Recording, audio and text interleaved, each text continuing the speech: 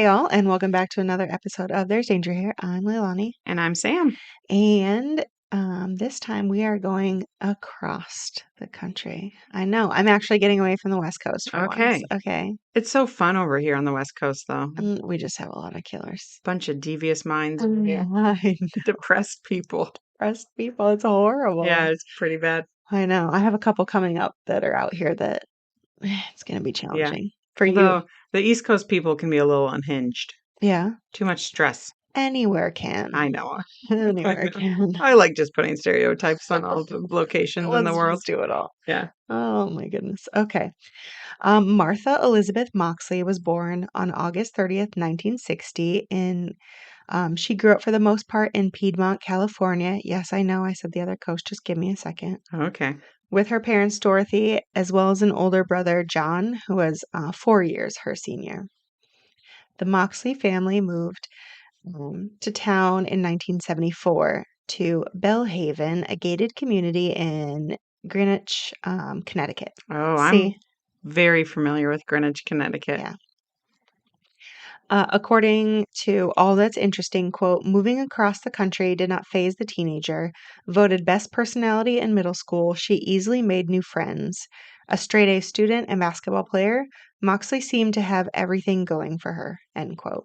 All right. And they moved into a very, like, well-to-do I neighborhood. was going to say Greenwich is, if at least 10 years ago, was one of the most affluent country or towns in America. hmm And they were in, like, I'm talking gated community with, like, a guard shack that you Yeah. had to get into. The boy I was a nanny for, his dad lived in Greenwich. So Mm. I was there frequently, Yeah. dropping him off in our little Audi that we had at the time. Um, and that house was insane. I believe it. It was insane. And the inside was impeccable. Like, oh, it was just amazing. hmm So let's go to October 31st, 1975. 15-year-old Martha Moxley did not come home after going out with friends. By morning, Dorothy was calling everyone. A search started, and one of Sheila's friends found Martha bludgeoned to death with a golf club. Oh, no. Oh, that's fitting for the area, I feel like. She was found just outside of her own home. Oh, A blanket laid over her. The only forensic evidence found at the time were two hairs, one from an African American and one from an Asian, but both were lost prior to DNA being available for testing with modern forensics, according to Robert F. Kennedy Jr., or have not been tested according to other sources. wait. Robert F. We'll get Kennedy. into it. Okay. Slow your roll. I love that he is involved in this case. He's so relevant these Yeah. days. Other than blood pools, 3 pieces of a golf club were left at the scene. A fourth piece, the handle, was notably missing. Investigators believe she was killed between 9:30 p.m. and 10 p.m. the night before. Matt Steiner, a crime scene reconstructionist, recreated the crime scene with a soccer field decades later. It showed that in the driveway of the Moxley home, droplets of blood were found about 40 feet away from a pool of blood.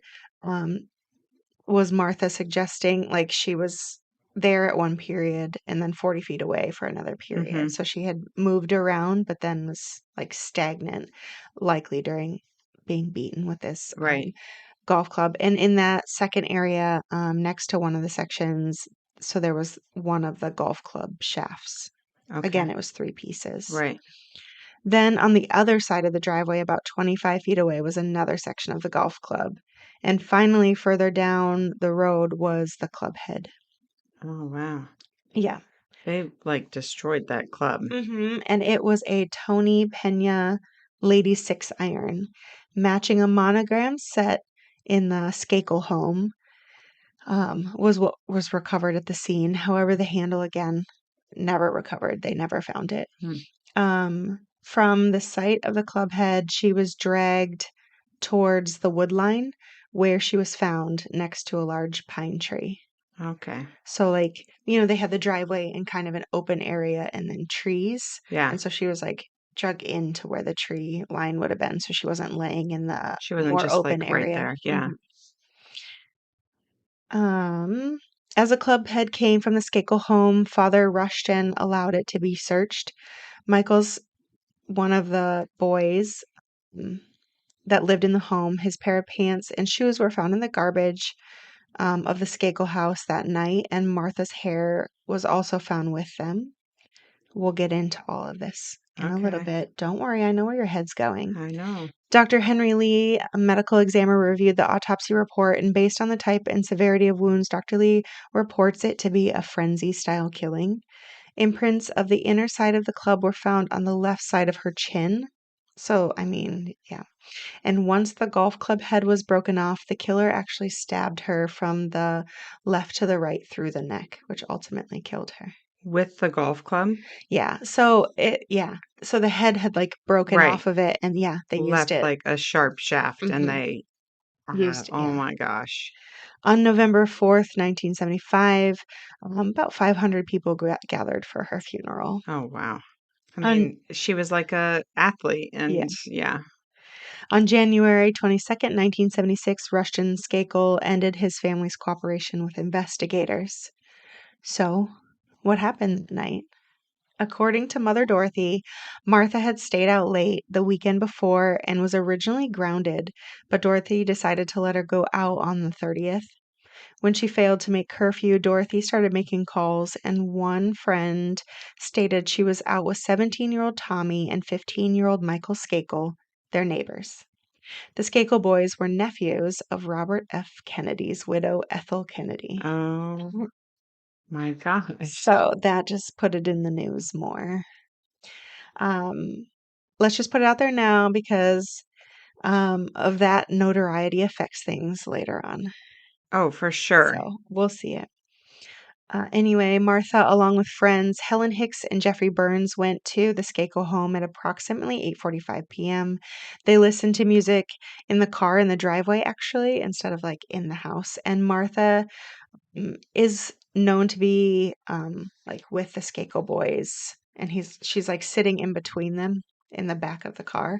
Around 9:30, two other Skakel brothers, John and Rushton Jr., decide to leave and go to their cousins, and Martha is invited but by Michael but declines, and four of the boys head out and Martha goes home. Okay. When the investigation begins, they immediately, obviously, go to the Skakel home, and Tommy and Michael give their statements in which it is determined that as Martha headed for home, Tommy goes inside to work on a paper, though when they do an investigation, there was no paper due. Oh, no. Um, Oh, I know there's always these little like flaws, but also these are kids, so they're probably nervous and they're just like, I don't know, like, how do I prove right. like I wasn't They're not trained murderers who have a beautiful backstory. hmm They're probably nervous younger boys. Right. I mean, they are younger boys, but they're probably nervous.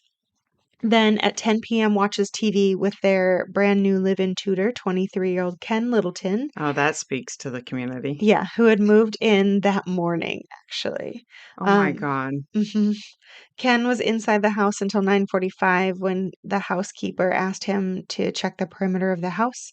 He did, making it back to the house around 10 p.m. and corroborated watching TV with Tommy, but that he said it happened closer to like 10:25. So Wait. the s- So that groundskeeper or who live-in tutor the live-in tutor was asked to check the by a perimeter housekeeper. by the house. What a weird request. I know. They don't say why, and like it's not like, "Can you just make sure the doors are locked?" Because the kids were, out drinking or were drinking or, like there's no like maybe there's an actual reason why, but there's nothing that ever says Interesting. I why. mean, rich people are weird. Yeah. Uh, Suspicious. well, they have people who work for them, and they ask those people to do strange things occasionally. But that's a unique request. I Yeah. I already like sort of can relate to this Kenny. I'm going to Mm. call him Kenny. Kenneth? Ken? Ken? I'm just making up his name right now. Yeah, Kenny. Um, because I also worked for a family that basically lived in Greenwich, I feel like. So, All right. Later during other talks, Tommy changes his story, stating that night he actually went back out around 9:30 to be alone with Martha, and they engaged in a sexual act before coming inside. And ooh, they don't get specific with it, okay. but again, these are teenagers, so Right. we don't need to get Right. specific.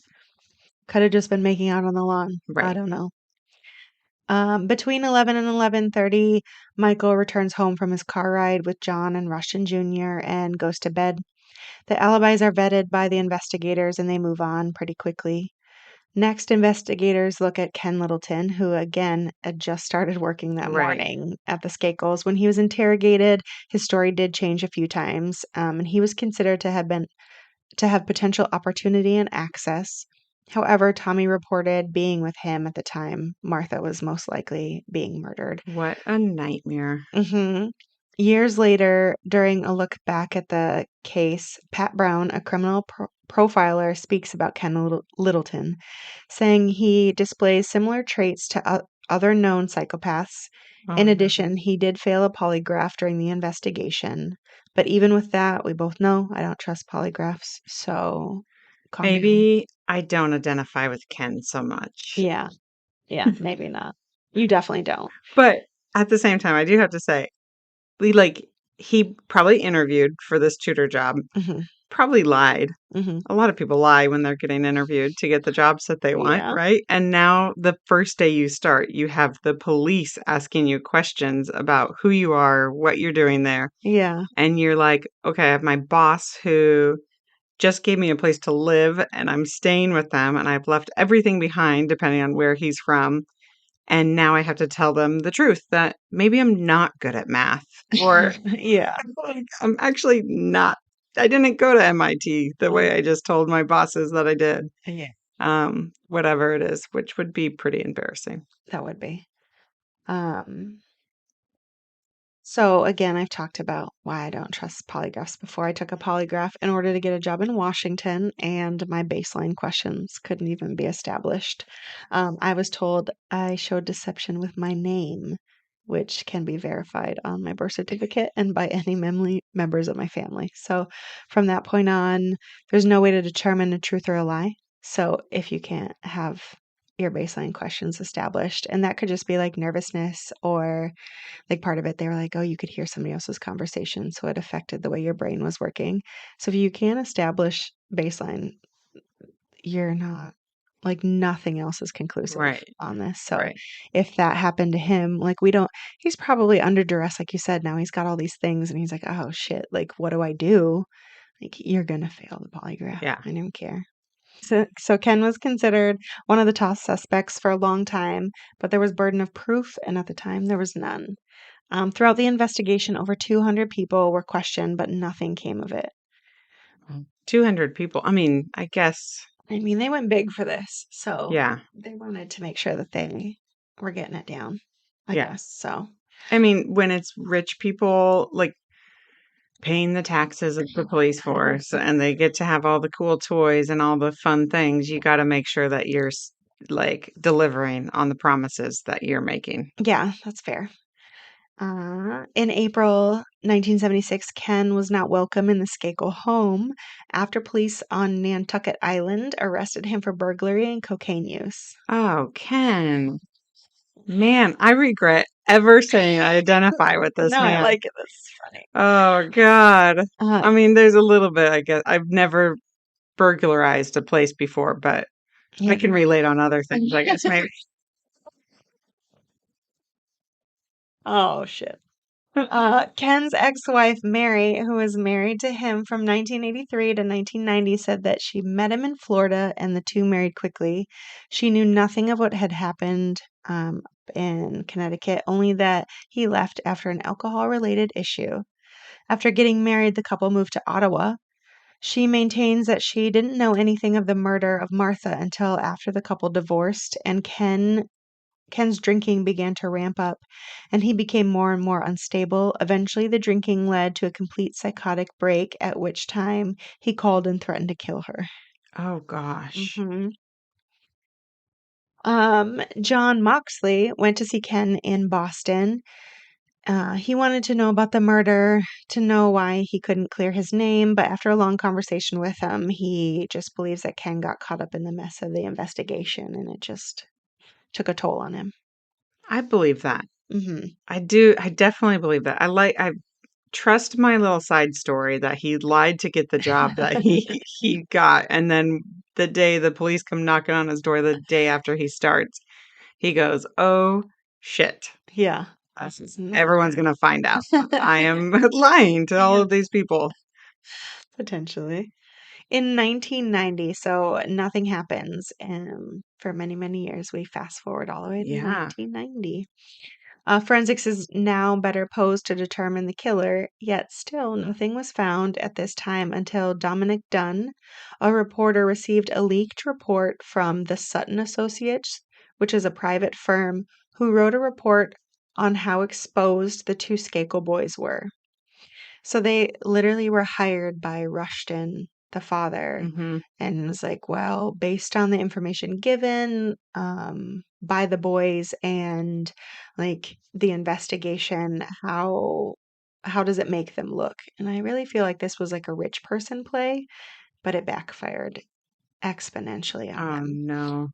It showed that both boys lied during the police investigation. Like, so they flat out said that they were false Right. in their statements. Dunn tells Mark Furman, former LAPD homicide detective, to look at the report. So now it's going to police, or like former police to look it over. Which was this just I mean, I obviously it was a cold case in the Mhm. sense like it had been years, but was it just sort of like sitting there and then this family like dredged it up? Like, Um, I don't know why the reporter, like why it got leaked to him.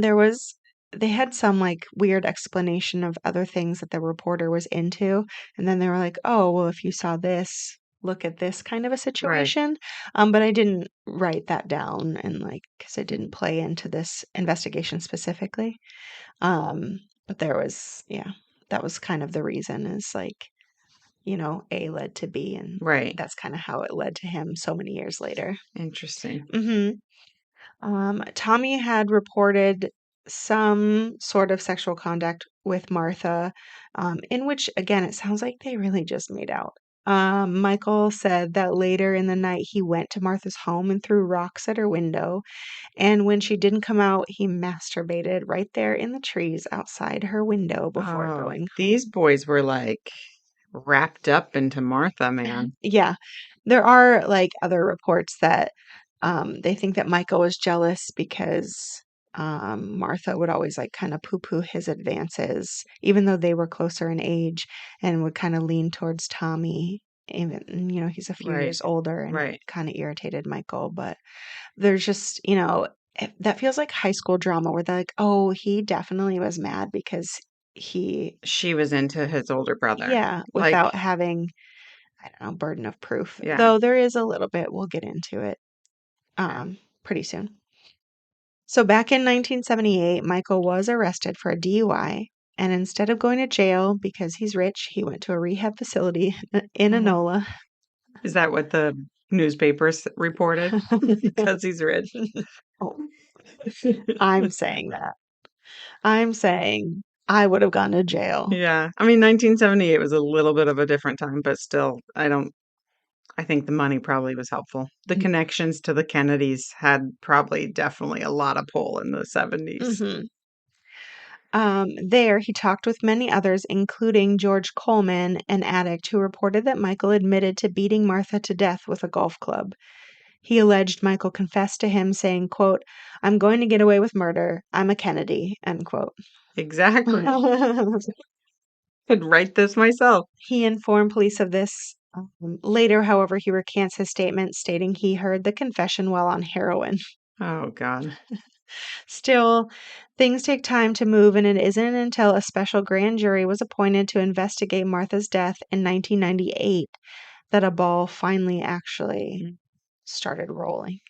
So my understanding though too is that like if you're a prosecutor, you're not going to ask for a grand jury unless you've got something, Mhm. right? Like they had to have at that point. They knew something something came to light at that point. Yeah. But probably not enough because then that's also why you ask for a grand jury instead of just going to trial. It's Yeah. because you want to see if a grand jury thinks that you Well, could prosecute. so, grand juries have to indict you before you can be prosecuted or Always, before you can go to trial. always. I do believe it is. I definitely do not. I am not the Yeah. expert on this, but I thought that You could go to trial without it. potentially you could go to trial without it if you had the burden of proof. You could bring it to a judge and say, we can prosecute on this. And a judge could say, yeah, you've got the evidence. It's a slam dunk. Like, this can go to trial. I was pretty sure grand jury was more along the lines of like, Circumstantial. yeah, we're requesting a grand jury to determine if we have enough evidence to go to trial. Yeah. Yeah, I think that might be it. But That whether or sounds not right. you need to have a grand jury, Yeah. it's potentially that like maybe you do just go to the grand jury every time. But was fairly certain that you can request a grand jury trial Mhm. if you don't have enough to bring it to like the actual state, Mhm. but you think you have enough to convince a jury. You can like go to grand jury and they get to decide if you get to indict someone or not. Potentially. I mean, I do watch a lot of Law and Crime. I do too, but I have also been looking at cases in other countries, and now I'm like, I don't Yeah. remember. Like, I can't, We'll I come can't back. keep, We'll set the record straight the next time we record. I cannot keep things Yeah, straight in my own mind sometimes.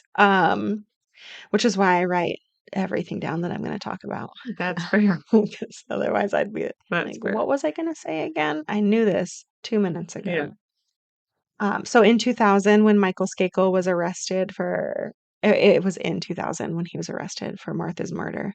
The trial began in 2002. Prosecution presented the argument that Michael was angry at Martha because she didn't want anything to do with him, that his sexual advances were shot down, instead preferring Tommy, according to her own diary.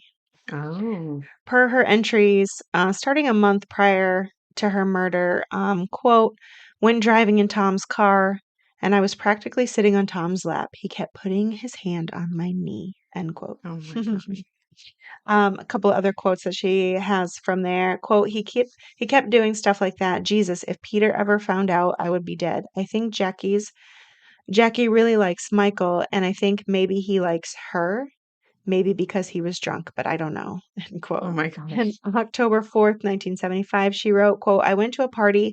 Tom S. was being an ass at the dance. He kept putting his arm around me and making moves, end quote.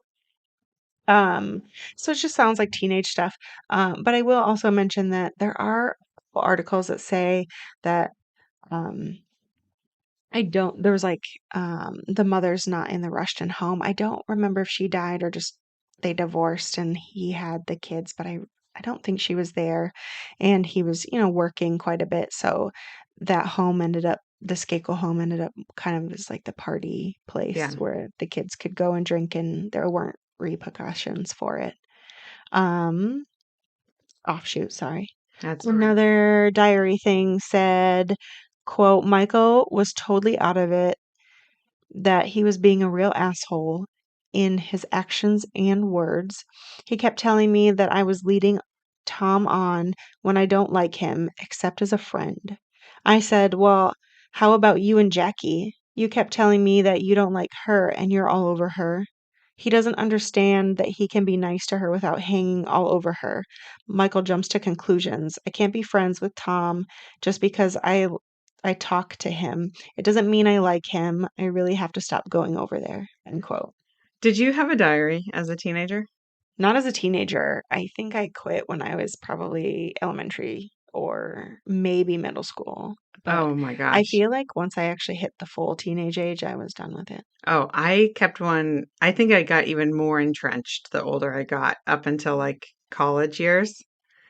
I am reminded right now that I've had friends in every place that I live that I show where my diaries still are because I still have them all. If I die, you are to find them and burn them Burn all. them. Yeah. I can't imagine the things I would have written in those. That would have been horrible. Oh my Too God. much evidence. I No, thank mean, you. I have like the very first one I ever had, like in fourth grade. And it is just riddled with my crushes on my classmates Ben and my neighbor Derek. Oh If my you ever God. listen to this, there you go. When I was in fourth grade, I was obsessed with you two.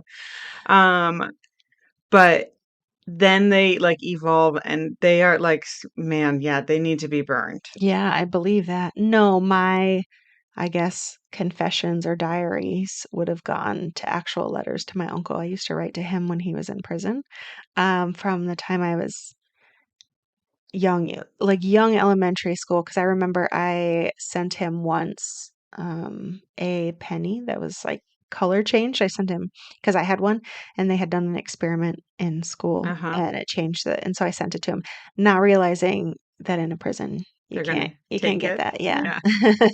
Yeah. I was very, so I mean, I think I was like first, second grade ish Yeah. when I started. So I don't really need a diary. I literally told that man everything. He was your priest. Yeah. Maybe that's not No, that's not the word we want to your use. confessional. Yeah, he was just that guy, Yeah. right? Because I didn't meet him until he got out. So I didn't, well, he got out once in between. So I met him in like third, fourth grade, I think. Yeah. Yeah, but only one time. We were good pen pals. I was a That's good pen pal. yeah, I'm sure But you that was were. my diary. Like I Yeah. didn't, so then I didn't, it'd be duplicate work, right? I Oh, write to for him and sure. then I have to write it in the Oh, diary too. I want to be written twice. No way. No way. See, so all my stuff has long been lost to Yeah. time, Okay. which is a very good thing. uh, so back to the trial. On June 7th, 2002, 25 years after Martha's murder, Michael Skakel was found guilty of her murder, receiving a sentence of 20 to life. Immediately, appeals begin and a new legal team is brought in. They attempt to get Michael's case overturned. It's also later determined that a PI was hired by the Skakel family and they obtained information never brought to trial. On August 23rd, 2003, Tony Bryant comes forward in a confession tape produced by PI Chris Steele. Tony went to school in the area and he brings two friends with him, Adolf Hasbrook and Bert Tinsley, like to the neighborhood that night. Mm-hmm. Adolf had a crush on Martha and basically said he was going to take her, I guess. Ew. Tony was carrying one of the golf clubs from the Skakel home. He said that everyone in the neighborhood would use them as they sat on the back porch because they were just sitting out. Right. They would borrow them to chip balls, and that night Adolf and Bert took off with a golf club, talking about how they wanted to, quote, go caveman, end quote, that they Ew. wanted to take a woman and do what they wanted to her, essentially. That's so gross. Yeah. People are gross. Tony left the group and didn't see them until days later, at which point they stated they were successful. And he reported that he didn't come forward years prior because he didn't want to be rolled in as a suspect. That his mom even told him not to come forward because he would likely be blamed for the murder, but nobody has ever come forward saying that the trio were in the neighborhood that night. Mm. So his mom is alive then. No, this is a friend. Oh, okay. This is not one of the Skakels. Okay. Tony, not Tommy. Tony, not Tommy. And that there were extra police in the area and the community again was gated, meaning you had to check in prior to getting Right. into it. The guard said that nobody matching those descriptions entered that night. So the golf club was a female golf club. Was it owned by the Skakel boys? I It was in their Their like collection? Okay. yeah, but it sounds like they were just always sitting out and Right. They were so anybody come they would over would just hit beer cans with it. yeah, Yeah. mess around with them. Yeah. Um, Vito Colucci, another PI, went to see Adolf Hasbrook. Vito stated that Adolf's story changed every time he and Chris Steele asked him questions, particularly when attempting to get information specifically about timelines and the death of Martha. 11 years later, an appeal goes through that Michael had ineffective counsel. Oh, God. So nothing comes of the Adolf Vito situation. They do point to, again, this came back. So in the very beginning, we talked about the like African American and Asian hairs, Right. which would match these two boys. Right. But because they were lost before DNA evidence could be identified based on the times. But it was just funny because the Kennedy actually like kind of pushed that narrative, and I'm like, I feel like you're pushing it because it leans like it gives some credence to these two potentially being the ones Right. that did it. It creates a alternate theory. Mm-hmm. But nobody else in the neighborhood, they're all like, no, they couldn't have been there. Nobody saw them. Also, I have like questions regarding like how would you have known that it was an African American hair and an Asian hair before DNA testing? I have no idea, but that's what it said And in many then places. right. And so then I like in police reports or Just in in the sources that you can find online. so I wonder if there's like even like a legitimate record of it in like a police evidence collection or if it was just a narrative that was able to be leaked to Yeah, whatever source would pick it up as a story and then it became like actually part of this case yeah, when in all reality it is not even factual. yeah. I have no idea which one. Because they could have had like a like a dog that had similar hair, Yeah, like back in the who knows? But yeah, that's fair. and those Kennedys, man. I mean, Bobby Kennedy Jr., he was a lawyer. He is a Hmm. lawyer, I should say. So like a lot, I mean, I think a lot of the Kennedys are lawyers. And so they just are going to have, Yeah, they're going to have like the best of the best. of course they are. Not doctors. They are lawyers. Yeah, Like every family has the right, family of doctors. They got a family of right. lawyers. That's frightening.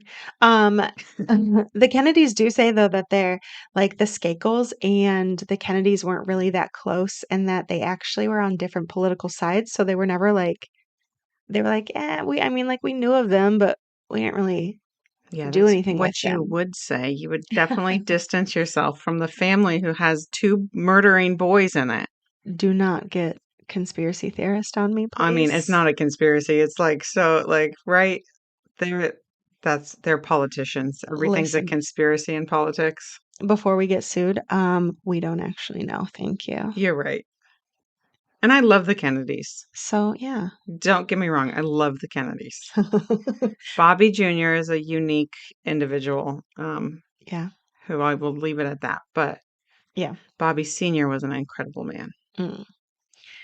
All right. So, back to the ineffective counsel now. So they said part of the ineffective counsel was that the defense hadn't brought up the idea that Tommy, Michael's brother, could have been a possible culprit, that the Elon school confessions, there was other teen young adults with addiction issues, and that Michael hadn't had any known interactions with them, so it was likely just to get their 15 minutes of fame. Hmm. There was no truth to it. That there was a potential witness the night of the murder in which a neighbor thought they heard shouting of multiple people around the time Martha would have been murdered. Um, I think at one point they even said that they thought that they were in their garage and they went out there and, like whoever it was scooted, but they definitely thought it was more than one person. Oh, It okay. wasn't just a single voice, Right. but it was multiple males.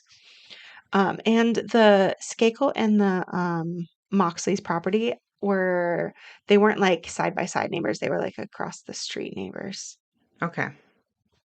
just so you know. Yeah. Yeah, like how I move my hands, Yeah. like as if everybody else can see it. Totally. Everybody gets it now. Uh, As a result of all of this information, on October 23rd, 2013, the case was overturned and a new trial was ordered.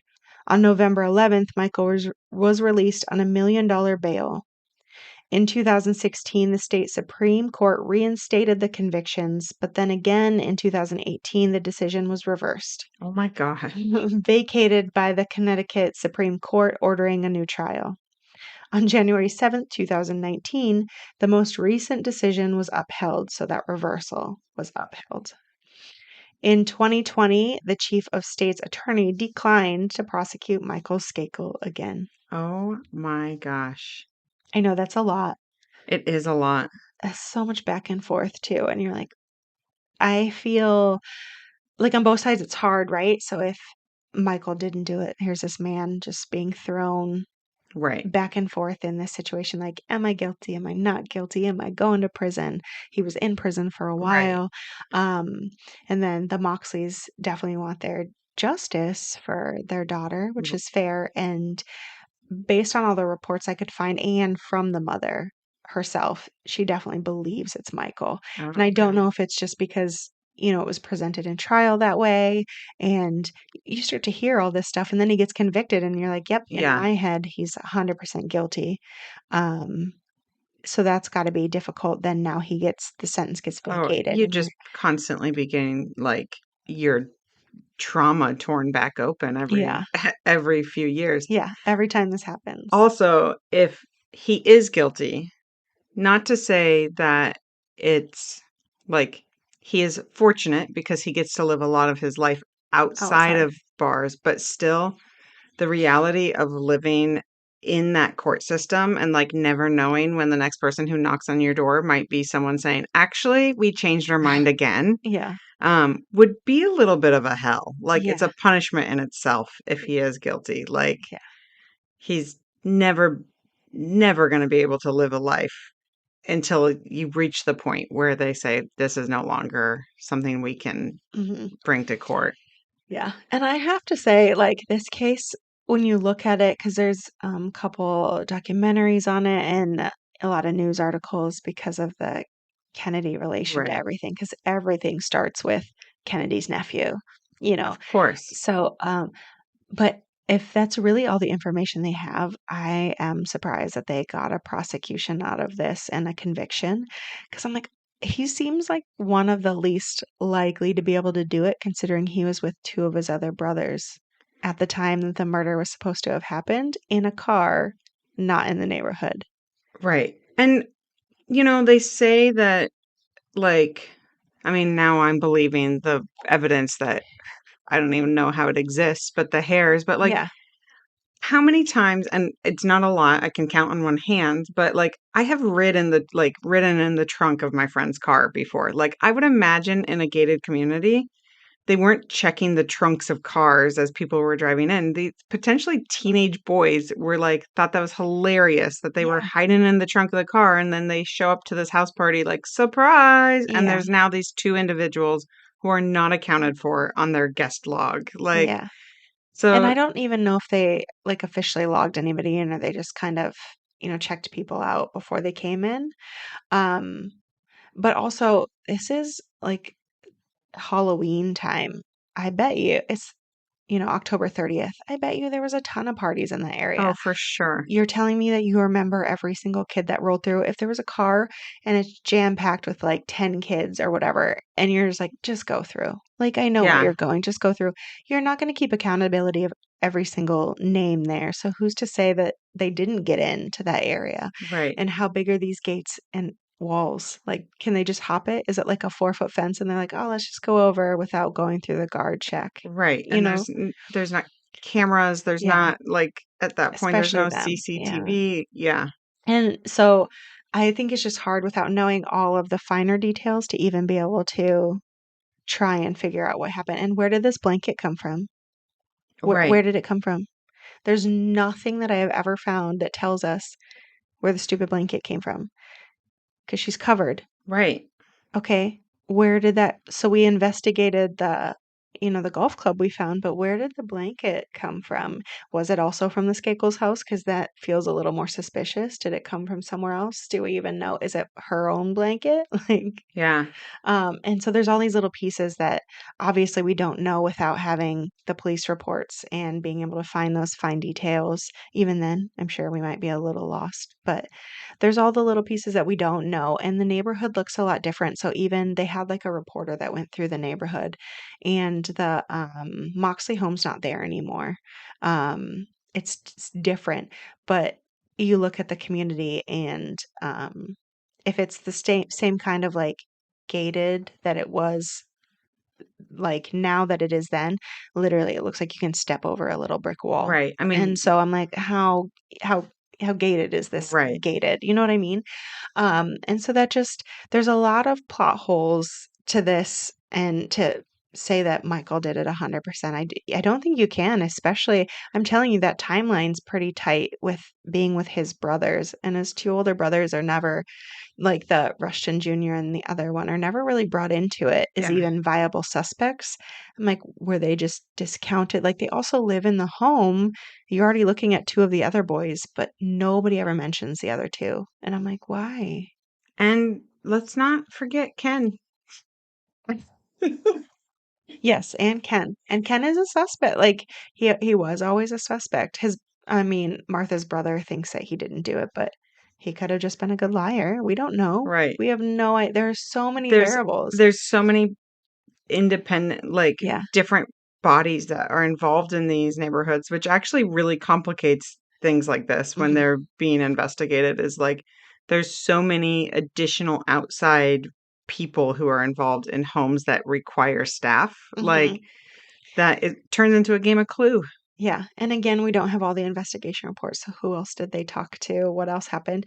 This seems like, you know how you see like TV series and they'll like play an episode and then rewind it and start it again from a different point of view. Like, we need all their point of views of what happened, Right. because the timeline's a very small window of when they think this happened, but all of these kids are like converging on this house near the same time. Like, Ken goes out at, and I'm like, that is a lot of movement right across the street for them not to see anything.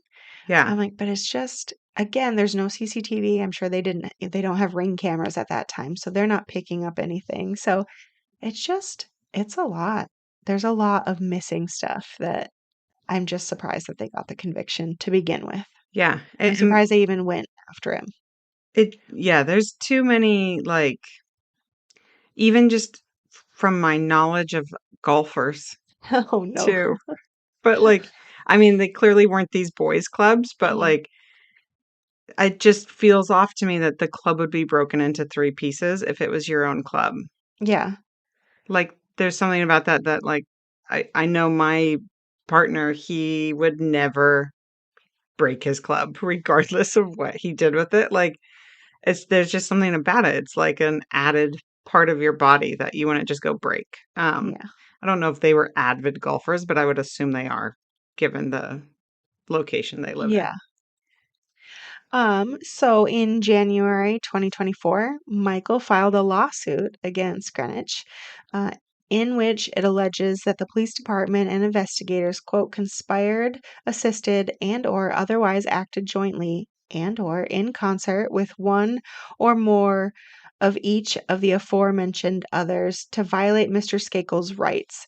They did so by withholding witness statements that proved there were other men in the neighborhood the night of the murder. In addition, authorities knew that there were other more likely suspects and that was no probable cause to arrest and or maintain a prosecution against the plaintiff, Skakel, but continued to do so intentionally and maliciously in order to convict a Kennedy cousin, end quote.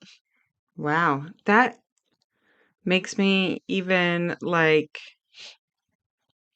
I don't know, that adds a layer of intrigue to me that he's like what I was saying. Countersuing.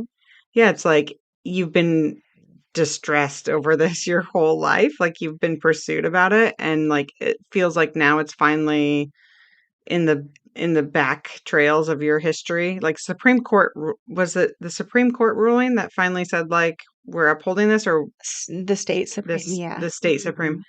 So like it's highly unlikely that you're going to get brought back into any form of trial for this. Mhm. And yet he's now pursuing more legal action. Just seems like you would only do that if you were innocent I feel like you'd only do that if you were rich. or rich, The maybe. rest of us don't have the money to put Yeah. aside to, because it just feels like a, see, I'm out, and so now of course I'm going to countersue because Yeah. And also, you maybe only do that if you're from a family of lawyers, too, yeah, where it's like, this is our job. yeah, This is what we do. yeah. I don't think the average person could afford to do that, innocent or not. But I think he has the privilege of being able to do Yeah. it based on his money that the family has. Yeah. And if he was even like at any point, one of his family members was like, you need to countersue, like Hmm. him probably being like, no, I'm good, would have been suspicious to Yeah, his family. yeah. They were like, no, Like, we're doing what's it. wrong with you? Like, we're going after this. Hmm. Martha's family has maintained their belief that Michael Skakel killed their daughter. After news in 2018 that Michael Skakel's conviction was overturned, her mother, Dorothy Moxley, told New York Times, quote, "There's no doubt in my mind that he did it," end quote. Hmm. Her mother said of her that she was an easy child, that she loved people and people loved her, and she was a very wonderful person. Hmm. As of this time, Martha Moxley's murder remains unsolved.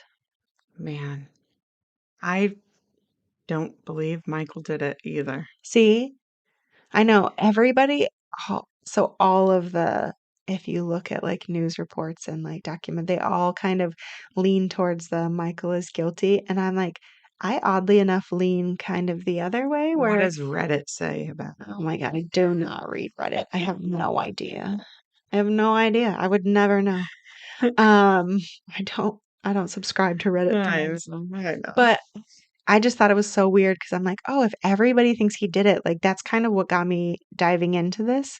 I'm like, if everybody, and then I started reading, I was like, oh, everybody's just going off of the original Right. thought that he did it because he got arrested and convicted, but then it got vacated. And if you look back, like, where's the evidence? Yeah. Like, again, there's a It's burden. proximity. Yeah, there's a burden of proof, and I don't think that they actually had it. I think that there was so much notoriety that everything got caught up in kind of like, oh, yeah, he definitely told me because now you're getting your 15 minutes of fame. Right. So you just want to be part of the story. Of course, I'm going to add a narrative if I'm around that area because I get my 15 minutes of Right. fame, whether I say he did it or he didn't do Yeah. it, and it's just going to add controversy. Right. And Like, people aren't going to want to hear the story of like, oh, he's claiming he's innocent. yeah, Like, so you and have he's to definitely say, innocent. You know what right. yeah, You have so to say, yeah, he admitted to it to me. And yeah, then there you go. You get to have your face all over the paper. exactly. Yeah. So I think it's funny that I just am like, "Oh, I don't actually like there's a lot out there that think that he did it." And I'm like, "I don't there's more suspects, I think." Someone knows. Oh, 100% somebody knows, and I think somebody still living knows. Yeah, I do too. I think someone knows. I think someone's parents probably know. Mhm. Um, inclined to believe that parents in communities like this are willing to help kids get away with certain things That's that horrible. I know it's awful, but it's happened. Maybe not this. I know. Maybe not this, potentially not this, but I definitely know, like, I'm confident that someone genuinely is still alive and knows what happened to Martha. Yeah. Well, maybe we'll get an answer in the future. That would be kind of nice, Yeah. I hate unsolved, but I had to tell this story because it Oh, was just kind of crazy yeah. the way that it went. But to all those out there listening, be careful. It's a dangerous world we live in.